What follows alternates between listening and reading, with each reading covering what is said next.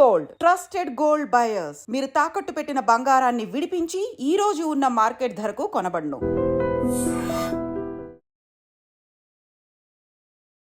నమస్తే, welcome back to iDream media. నేను మీ ఝాన్సీ. ప్రస్తుతంతో AMFI registered mutual fund distributor Ramesh Pasupuleti గారు ఉన్నారు. ఎస్ఐపీల గురించి కొన్ని డౌట్స్ అయితే క్లారిఫై చేసుకునే ప్రయత్నం చేద్దాం. నమస్తే సార్. నమస్తే మేడం. ఎలా ఉన్నారు? బాగున్నాను, థ్యాంక్ యూ. సార్, డబ్బులు పోగొట్టుకోవాలి అంటే ఒక క్షణం పట్టదు. రాంగ్ ఇన్వెస్ట్మెంట్లో చేసి, లేకపోతే ఎవరికైనా అప్పిచ్చి, లేదంటే ఇంకేదో చేసి పోగొట్టుకుంటారు. ఇన్వెస్ట్మెంట్ చేయండి అంటే రకరకాల డౌట్స్ వస్తూ ఉంటాయి. ఈరోజు ఎస్ఐపి గురించి ఒక క్లియర్ పిక్చర్ అయితే, ఇన్ఫర్మేషన్ అయితే తెలుసుకోవాలనుకుంటున్నాము. And what is SIP? ఇప్పుడు ఎస్ఐపి అనేది ఎవరు చేయొచ్చు? ఇప్పుడు సపోజ్ ఒక 10,000 శాలరీ వస్తుంది, చాలా తక్కువ అనుకుందాము, మన మినిమం శాలరీ 10,000 వస్తుంది, అతను ఎస్ఐపి చేయగలుగుతాడా? డెఫినెట్గా చేయొచ్చు. ఎందుకంటే ఇప్పుడు కొత్తగా యాంపీ తీసుకొచ్చిన కొత్త రూల్స్ ప్రకారము 250 రూపీస్ నుంచి కూడా ఎస్ఐపి స్టార్ట్ చేసుకోవచ్చు. కొన్ని funds minimum 250 rupees SIP monthly. So కొన్ని ఫండ్స్ 100 రూపీస్ నుంచి కూడా ఉన్నాయి ఎస్ఐపి మంత్లీ. సరే, 250 ఉంది, 500 ఉంది, 1000 ఉంది. సో దీనివల్ల ఏంటంటే 10,000 వచ్చిన వాళ్ళు కూడా 250 రూపీస్ అయితే మంత్లీ సేవ్ చేయగలుగుతారు, 500 రూపీస్ అయితే సేవ్ చేయగలుగుతారు, మేబీ 1000 వరకు కూడా సేవ్ చేయగలుగుతారు. సో ఎటువంటి ఇబ్బంది లేదు. సో అనవసరంగా అది ఏమన్నా తెలియని వాటిలో ఇన్వెస్ట్ చేసి పోగొట్టుకునే కన్నా, లేదా కొంతమందికి అప్పుకి ఇస్తుంటారు, అవి రిటర్న్ రావు. మీరు ఇందాక చెప్పినట్టు ఎవరికైనా డబ్బులు ఇస్తే, హ్యాండ్ లోన్ ఇస్తే అవి రిటర్న్ వచ్చే అవకాశం 10%, 90% రాకపోవడానికి అవకాశం ఉంది. సో తర్వాత మనం బాధపడాలి. సో ఇవన్నీ ఉంటాయి కాబట్టి ప్రాబ్లమ్స్. ఇంతకుముందు మనకు తెలిసినట్లే చాలామంది ఇప్పుడు కూడా చిట్టీలు కడుతున్నారు. మంత్లీ 250 రూపీస్, 500, 1000 రూపీస్ చిట్టి కట్టే వాళ్ళు చాలామంది ఉన్నారు, 10,000 వచ్చిన వాళ్ళు. సో కానీ చిట్టీలో అదేంటంటే ఒక షార్ట్ టర్మ్ పీరియడే, కొంతకాలంలో డబ్బులు వచ్చేస్తాయి, ఆ ఖర్చు అయిపోతాయి, లాంగ్ టర్మ్ ఉండవు. నార్మల్ ఎవరికైనా సరే లాంగ్ టర్మ్ గోల్స్ ఉంటాయి. లాంగ్ టర్మ్ అంటే ఒక చిన్నపిల్ల, ఇప్పుడు ఎవరికైనా చిన్నపిల్లలు ఉంటారు, వాళ్ళు పెద్ద అయితే వాళ్ళకి ఎడ్యుకేషన్ ఉంటుంది, మ్యారేజ్ కానీ వీటి కోసమని సేవ్ చేసుకోవాలి, లేదంటే ఒక ఇల్లు కట్టుకోవాలి. సో 10,000 వచ్చేవాళ్ళు అంటే రెంట్కి ఉంటే 2-3 వేలు రెంట్కే పోతాయి. సో వాళ్ళు ఒక చిన్నది ఏమైనా ఒక మంచి హౌస్ కొనుక్కోవాలి, ఇప్పుడు కాకపోయినా ఒక 10 years డౌన్ ద లైన్ ఒక ఇల్లు కొనుక్కోవాలి. తర్వాత 2 వీలర్ లేని వాళ్ళు 2 వీలర్ కొనుక్కోవాలి. సో ఒక 10 years తర్వాత ఒక కారు అనుకునే వాళ్ళు ఉంటారు, ఒక ఫ్యామిలీ, పెద్ద ఫ్యామిలీ అయింది, ఒక బైక్ మీద పోలేరు.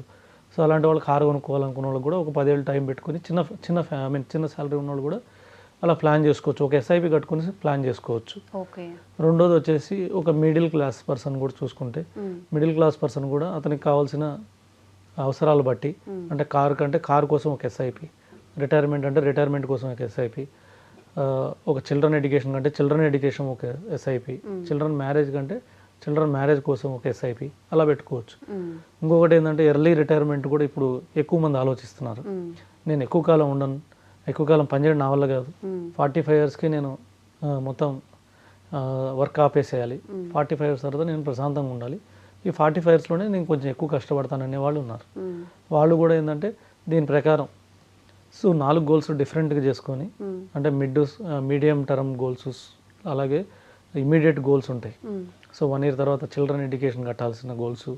సో వీటికి తగ్గట్టు సపరేట్గా చేసుకొని వాటికి ఒక్కొక్క దానికి 10,000 వేలు పెట్టుకోవాలి. అంటే సపోజ్ 10,000 వేలు కాకపోయినా కానీ ఈక్వల్గా డిస్ట్రిబ్యూట్ చేసుకోవాలి గోల్స్. అంటే తొందరగా 45కి రిటైర్ కావాలంటే కొద్దిగా ఎక్కువ ఇన్వెస్ట్ చేయాలి. సో వీలుంటే రిటైర్మెంట్ కోసం ఒక 10,000 ఎస్ఐపి, అలాగే చిల్డ్రన్ ఎడ్యుకేషన్ కోసం ఒక 10,000 ఎస్ఐపి, ఇంకొక చిల్డ్రన్ మ్యారేజ్ కోసం ఒక 10,000 ఎస్ఐపి, ఇలా చేసుకుంటే డెఫినెట్గా రిటైర్మెంట్ గోల్ అవుతుంది. సరే, ఇప్పుడు దేనికైనా సరే ఒకటే కామన్, అంటే చిన్నవాళ్ళకైనా సరే, పెద్దవాళ్ళకైనా సరే, లేకపోతే మిడిల్ క్లాస్ వాళ్ళ వరకైనా సరే ఒకటే కామన్, అది ఎస్ఐపి అనే పదం కామన్. సార్, అసలు ఎస్ఐపి ఇప్పుడు మనం చెయ్యాలి, ఇప్పుడు ఇన్వెస్ట్మెంట్ చేయాలి అంటే దానికి మినిమం రిక్వైర్మెంట్స్ ఏంటి, ఏమేమి కావాల్సి వస్తాయి? బ్యాంక్ అకౌంట్తో పాటుగా ఇంకేమి అడిషనల్గా మనం యాడ్ చేయాల్సి వస్తుంది? డెఫినెట్గా కేవైసీ ఇవ్వాలి. ఇప్పుడు మనం కంపల్సరీగా 2017 నుంచి కేవైసీ రూల్స్ స్ట్రిక్ట్గా అయినాయి. పాన్ కార్డ్ కంపల్సరీ ఉండాలి, పాన్ కార్డు, ఆధార్ కంపల్సరీ ఉండాలి. సో పాన్ ఆధార్ ఉన్న వాళ్ళు కేవైసీ కంప్లీట్ చేసుకోవాలి. నో యువర్ కస్టమర్ అనేసి సో సెబీ దగ్గర, యాంపీ దగ్గర వాళ్ళ కేవైసీ గైడ్లైన్స్ ప్రకారం వాళ్ళ ప్రూఫ్స్ ఇచ్చి, సో వాళ్ళు ఇండియన్ సిటిజన్ అని ప్రూవ్ చేసుకొని తర్వాత వాళ్ళు ఇన్వెస్ట్ చేయొచ్చు. సో ఎన్ఆర్ఐస్ కంటే అది డిఫరెంట్ కేవైసీ ఉంటుంది. మామూలుగా ఇండియన్స్కి వచ్చేసి ఈ బేసిక్ ఉంటే సరిపోతుంది.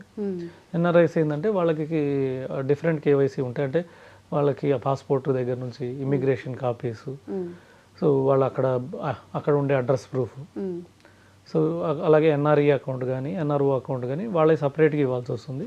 మన ఇండియన్స్ అయితే సింపుల్గా ఫోటో పాన్ ఆధార్ ఇచ్చేసి కేవైసీ రిజిస్టర్ చేసుకొని తర్వాత ఇండియన్ సిటిజన్ అని డిక్లరేషన్ ఇచ్చేసి అలాగే ఫ్యాట్కా అంటే ఫారెన్ ట్యాక్స్ యాక్ట్స్ అనేది అంటే అది ఇండియన్ మనీ బ్లాక్ మనీ కాదు అని ఒక డిక్లరేషన్ ఇచ్చేసి సో ఇన్వెస్ట్ చేసేసుకోవచ్చు.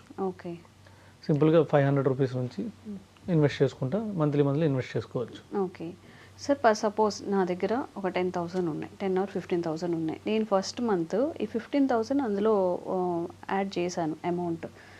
నెక్స్ట్ మంత్ నా దగ్గర 15,000 లేవు, బట్ సపోజ్ 10,000 5,000 ఉన్నాయి. అప్పుడు ఎలా మనం ఆ 10,000 వరకు కట్ అవుతుందా, లేకపోతే ఎట్లా మళ్ళీ ఏమైనా ఛార్జెస్ పడతాయా? అంటే ఎప్పుడైనా 15,000 పెడితే 15,000 వచ్చేస్తుంది. మనం సపోజ్ 10th డేట్ పెట్టుకుంటే 10th డేట్ 15,000 వచ్చేస్తుంది. కంపల్సరీ ఉండాలి అకౌంట్. సపోజ్ మనకి అకౌంట్లో ఆ రోజు 5,000 ఉందనుకోండి, ఆ 5,000 వరకు మనకి యూనిట్స్ వస్తాయి. అంటే ఒక సపోజ్ 3 ఫండ్స్ తీసుకున్నాం, 3 ఫండ్స్ 5,000 15,000 3 ఫండ్స్ తీసుకున్నాం, ఒక ఫండ్ కట్ అయిపోతుంది, మిగతా 2 ఫండ్ కట్ కావు. మళ్ళీ దానికి బ్యాంక్ వాడు ఛార్జెస్ వేస్తాడు, బౌన్స్ ఈసీఎస్ బౌన్స్ ఛార్జెస్ అని 500 రూపీస్ వేస్తాడు. అంటే మనం ఎంతైతే అమౌంట్ ఈ అమౌంట్ కట్ అయ్యేలాగా అంటే 15,000 కట్ అవుతుంది మంత్లీ, ఆ 15,000 లేకపోతే ఎంత ఉన్నా కానీ 500 కట్ అవుతుందా? ఒక్కొక్క ఎస్ఐపికి 500 రూపీస్ బ్యాంక్ వాడు ఒక బ్యాంక్ టు బ్యాంక్, కొన్ని బ్యాంక్స్ 250 తీసుకుంటాయి, కొన్ని బ్యాంక్స్ 500 తీసుకుంటాయి, మెజారిటీ బ్యాంక్స్ 500 రూపీస్ ఛార్జెస్ తీసుకుంటున్నాయి ఎస్ఐపి బౌన్స్ అయితే. అందుకనే ఒక సపోజ్ నెక్స్ట్ మంత్ మనకి ఇబ్బంది అయ్యిద్ది అనుకుంటే ఇప్పుడే మనం దాన్ని స్టాప్ చేసుకోవచ్చు.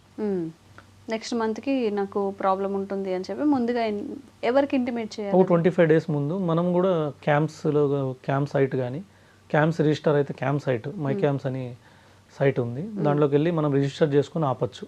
ఓకే, లేదంటే కార్వి రిజిస్టర్ అయితే కార్వి సైట్కి వెళ్ళి కేఫిన్టెక్ సైట్కి వెళ్ళేసి అందులో కూడా స్టాప్ ఎస్ఐపి చేసుకోవచ్చు. లేదంటే ఇప్పుడు సపోజ్ మనకు ఒక మ్యూచువల్ ఫండ్ కంపెనీ ఉంది, ఆ కంపెనీ ఫండ్ అనుకోండి, ఆ కంపెనీ వెబ్సైట్లోకి వెళ్ళేసి కస్టమర్ అనే ఆప్షన్ ఉంటుంది, అది క్లిక్ చేసి అక్కడ రిజిస్ట్రేషన్ అడుగుతుంది. మనం పాన్ ఆధార్ ఏదైతే ఫస్ట్ ఇచ్చామో పాన్ నెంబర్ ఆధార్ నెంబర్ ఇచ్చి ఫోన్ నెంబర్ మెయిల్ ఐడి మనం ఏది ఇచ్చామో ఫండ్కి ఆ 2 ఇచ్చేస్తే ఓటీపీ వస్తుంది. ఓటీపీతో రిజిస్టర్ చేసుకొని మనం పాస్ చేసుకోవచ్చు, స్టాప్ చేసుకోవచ్చు. మనం పాస్ అంటే సపోజ్ నాకు నెక్స్ట్ 2 మంత్స్ ఇబ్బంది అయింది అనుకుంటే 2 మంత్స్ పాస్ పెట్టచ్చు, నెక్స్ట్ 3 మంత్స్ పాస్ అయింది అంటే పాస్ చేసుకోవచ్చు. 3 మంత్స్ కన్నా నాకు ఎక్కువ ఇబ్బంది అయింది అనుకుంటే స్టాప్ చేసేసుకోవచ్చు. ఓకే, సో అన్నిటికన్నా ఉత్తమమైన పద్ధతి ఏంటంటే 15,000 పెట్టే బదులు నాకేం ఇబ్బంది అంటే ఫస్ట్ ఫ్యూచర్లో 15,000 నేను కంటిన్యూ కట్టగలుగుతానో లేదని డౌట్ ఉన్నప్పుడు ఒక 5,000తోనే ఎస్ఐపి స్టార్ట్ చేసుకొని మిగతా 10,000 ఏం చేయొచ్చు అంటే టాప్అప్ చేసుకోవచ్చు. సపోజ్ 5,000 ఎవ్రీ మంత్ వెళ్తూ ఉంటుంది, అదైతే బౌన్స్ కాదు. సో మనకు 5,000 నమ్మకం ఉంది అనుకోండి, 5,000 అందులో ఎవ్రీ మంత్ వెళ్తూ ఉంటుంది. ఇంకో 10,000 మనకు ఉన్నప్పుడు మన దగ్గర సో అడిషనల్గా ఉన్నప్పుడు ఆ రోజు మనం ఈ వెబ్సైట్లో క్యాంప్స్ కానివ్వండి లేకపోతే ఆ కంపెనీ వెబ్సైట్లోకి వెళ్ళి కూడా మనం అడిషనల్ పర్చేస్ అనే ఆప్షన్ ఉంటుంది, ఆ ఆప్షన్ క్లిక్ చేసి దాంట్లో అమౌంట్ మనం ఎంత ఇన్వెస్ట్ చేద్దాం అనుకున్నాం, సపోజ్ ఒక ఫండ్లో 5,000 రూపీస్, సో అడిషనల్ పర్చేస్ అని కొట్టి 5,000 కొట్టి సబ్మిట్ చేస్తే మన పేమెంట్ లింక్ వస్తుంది, దాన్ని అథెంటికేట్ చేసి పేమెంట్ చేసుకుంటే ఆ రోజు యూనిట్స్ వచ్చేస్తాయి. అదే మీరు ఏమైనా రెగ్యులర్ ఒక అడ్వైజర్ ద్వారా పోతే వాళ్ళు గైడ్ చేస్తారు, లేదా మీరు డైరెక్ట్లో ఇన్వెస్ట్ చేసుకునే పని అయితే మీరే ఇలా రిజిస్ట్రేషన్ కూడా చేసుకోవచ్చు. సో అలా మనం 15,000 ఎవ్రీ మంత్ ఇన్వెస్ట్ చేయొచ్చు ఇబ్బంది పడకుండా.